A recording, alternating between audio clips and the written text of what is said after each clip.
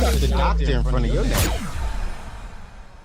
And I'm wondering if you can draw for the listeners and viewers, as a relationship expert, how does childhood trauma impact adult relationships? It's a direct impact from childhood trauma, your attachment styles and attachment fractures.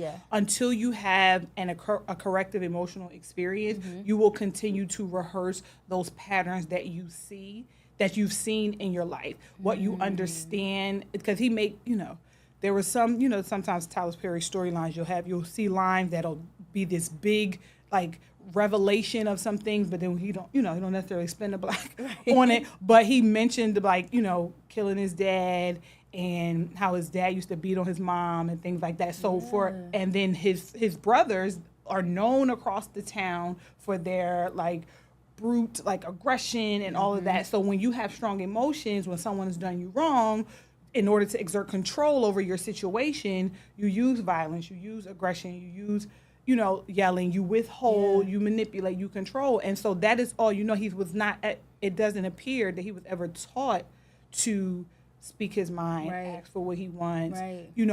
He wasn't even allowed to dream to be anything different. If you, he was the only one that graduated from high school out of his family, out of his brothers. But if you know, at the in the bar, initial bar scene, when Ava was trying to get Dallas to go back home, and the younger brother was like, "He don't need that daggone job." I said, "I'm sorry." Right.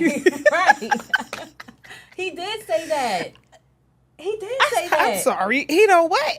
And that's the thing. If we look at that, like, we don't need that, because they're in their feelings. And then, like, with the mom, I don't need these clothes. We don't even need these caskets. Her feelings were hurt. She was embarrassed. She was all those things. So now I'm going to act like I don't need you. I don't need nobody. We good. We all we got. And so they've created this kind of vacuum where they are all they know, all they see, which means the thoughts, the beliefs, the hurts, the pains are echoed throughout the entire family. So pulling him out of that situation, placing him in Atlanta without ever being able to do the work to heal those wounds, he just continued the behavior in a new place. And what held a mirror to the fact, like, that this is not okay, is that Megan was raised different. And most times, that is when we begin to recognize that the way our family did things, the way life was for us, is probably may not have been the best, or may not be typical when we get to see other folks. And it was that mirror to one another. You have, like, a seemingly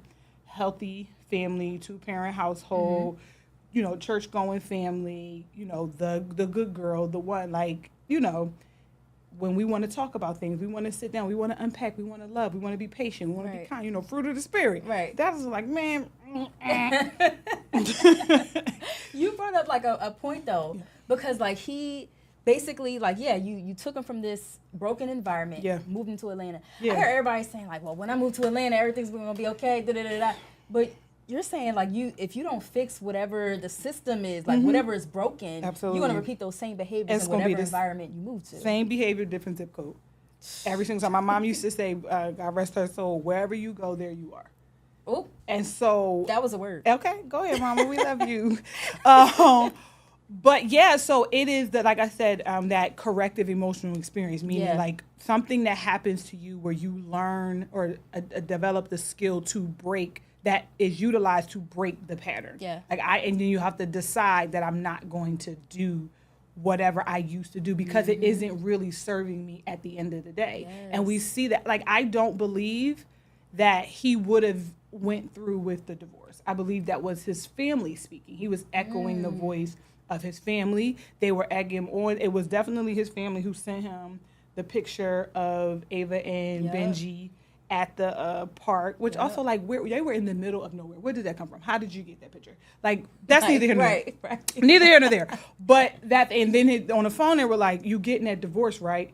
You get, like," and so in this family, you do what you're told, and there's a hierarchical structure. The oldest brother, he died. You remember the next oldest said, "I'm the older brother now, so you do what I say." And so whatever that is, whether good or bad, you're going to follow suit, regardless of what you think and feel. What is deemed by me or by the mother, in some cases, as the good of the family, respecting the family, loyalty to the family, you're going to have to do, even if it does not match what you think, feel, or believe. Wow. And then what you see with Dallas is he felt like Megan was trying to change him. And then also he was beholden to even his family. And so he never got a chance to just be. The doctor in front of